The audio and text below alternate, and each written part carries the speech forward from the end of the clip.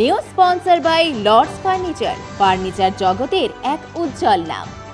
নিজেদের ঘরকে সুন্দর আসবাব দিয়ে সাজাতে আজই আসুন আমাদের প্রতিষ্ঠানে। হাতে আর কয়েক ঘন্টা, রাত পোহালেই শুরু হতে চলেছে জলপাইগুড়ির ঐতিহ্যবাহী বৈকুণ্ঠপুর রাজ এস্টেটের মনসা পুজো, যা এবছর পদার্পণ করছে 515তম বর্ষে। জলপাইগুড়ি রাজবাড়ি প্রাঙ্গণে এখন সাজো রব চলছে। জোর কদমে প্রস্তুতির শেষ পর্যায়ের কাজ। ঐতিহাসিক এই পুজো ঘিরে শুধু রাজপরিবার নয়, স্থানীয় মানুষদের মধ্যেও দেখা যাচ্ছে প্রবল উৎসাহ। রাজপরিবার সূত্রে জানা গিয়েছে, প্রতি বছরের মতো এবারও যথাযথ রীতিনীতি মেনে অনুষ্ঠিত হবে মনসা দেবীর আরাধনা। পুজোর সমস্ত আচার অনুষ্ঠান সম্পন্ন করবেন রাজপরিবারের পুরোহিত ও সদস্যরা। এই মনসা পুজোকে কেন্দ্র করে বসবে মেলা, তারও প্রস্তুতি প্রায় শেষের দিকে। পাশাপাশি আগামীকাল সকালে মনসা পুজোর আগে শুরু হবে দুর্গা পুজোর প্রারম্ভিক অনুষ্ঠান কাঠাম পুজো। রাজবাড়ি প্রাঙ্গণে দুর্গা দালানে মৃৎ প্রতিমার কাঠামোয় প্রথমবারের মতো পুজো দিয়ে সূচনা হবে দেবী দুর্গার আগমনের বার্তা। একই সঙ্গে এই দিন দধি কাঁদো নামক এক প্রাচীন খেলার আয়োজন করা হবে, যেখানে দুধ ও দই সহ বিভিন্ন সামগ্রী নিয়ে দুই পক্ষের প্রতিযোগিতা হয়ে ওঠে দর্শকদের অন্যতম আকর্ষণ। তারপর ওই কাদা দিয়েই দুর্গা প্রতিমা গড়ার কাজ শুরু হবে।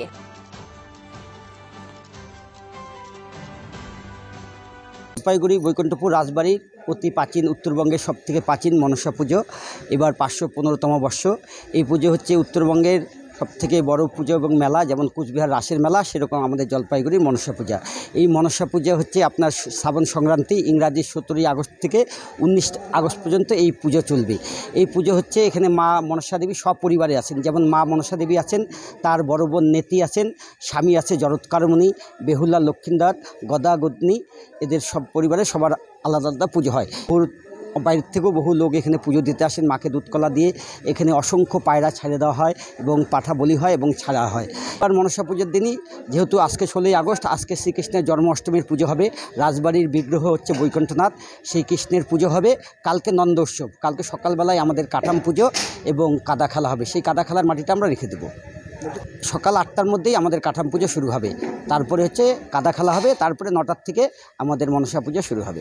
ছোটোবেলা বাবা মার সাথে আসতাম, এখন এবার স্ত্রীর সাথে এসেছি। এর আগেও বন্ধুবান্ধবের সাথে আসতাম।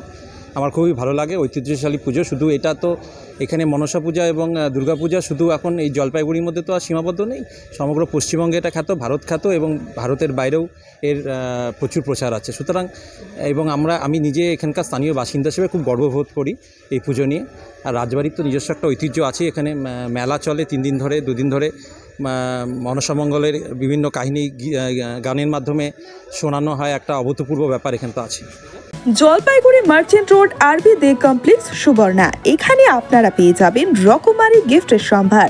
বার্থডে পার্টি হোক কিংবা অ্যানিভার্সারি, আপনার প্রিয়জনের জন্য সমস্ত রকমের গিফট পেয়ে যাবেন সুবর্ণাতে।